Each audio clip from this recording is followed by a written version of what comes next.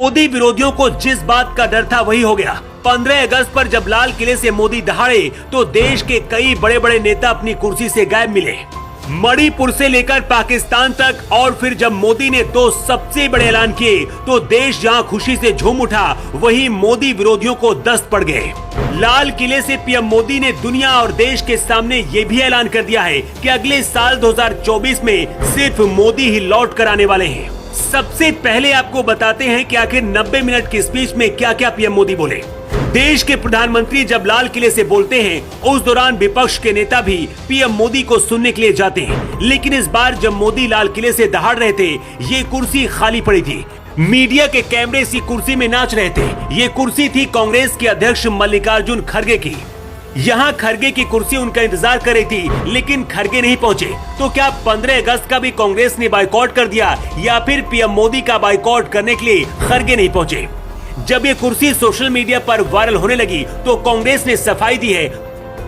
कांग्रेस ने कहा कि खड़गे को अपने घर और कांग्रेस पार्टी दफ्तर में तिरंगा फहराना था, इसलिए वो लाल किले में होने वाले समारोह में शामिल नहीं हो पाए। अगर वो लाल किले के समारोह में जाते तो वो घर और पार्टी दफ्तर में ध्वजारोहण समय से नहीं कर पाते।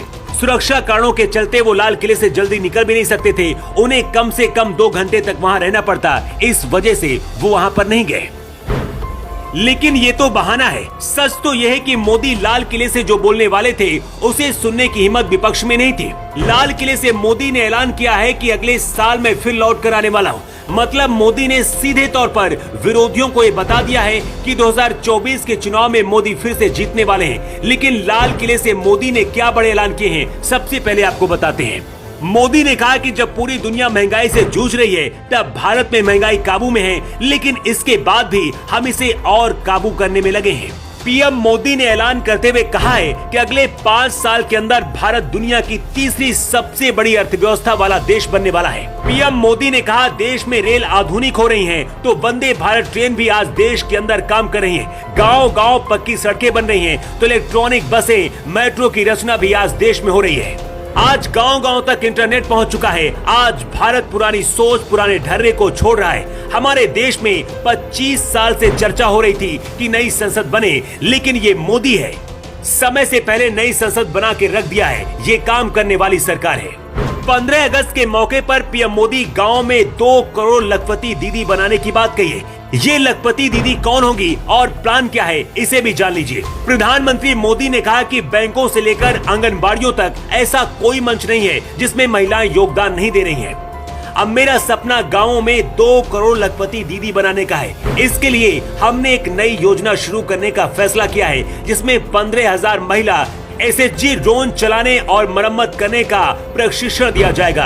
ये ग्रामीण महिलाओं को सशक्त बनाएगा और देश के कृषि तकनीकी क्षेत्र को मजबूत करेगा। प्रधानमंत्री मोदी के दूसरे कार्यकाल का ये आखिरी 15 अगस्त है। ऐसे में पीएम मोदी ने देश को ये बता दिया है कि अगली बार भी लाल किले की प्राचीर से वो ही तिरंगा फहराने के लिए आएंगे, क्योंकि उनके साथ देश की जनता खड़ी है। लाल किले से पीएम मोदी का दिया गया भाषण विपक्ष को कांटे की तरह चुभ रहा है। लेकिन क्या आपको भी लगता है कि 2024 में फिर से प्रधानमंत्री 15 अगस्त में लाल किले की प्राचीर से तिरंगा फहराएंगे? आपकी राय क्या है? कमेंट बॉक्स पर लिखकर जरूर बताएं।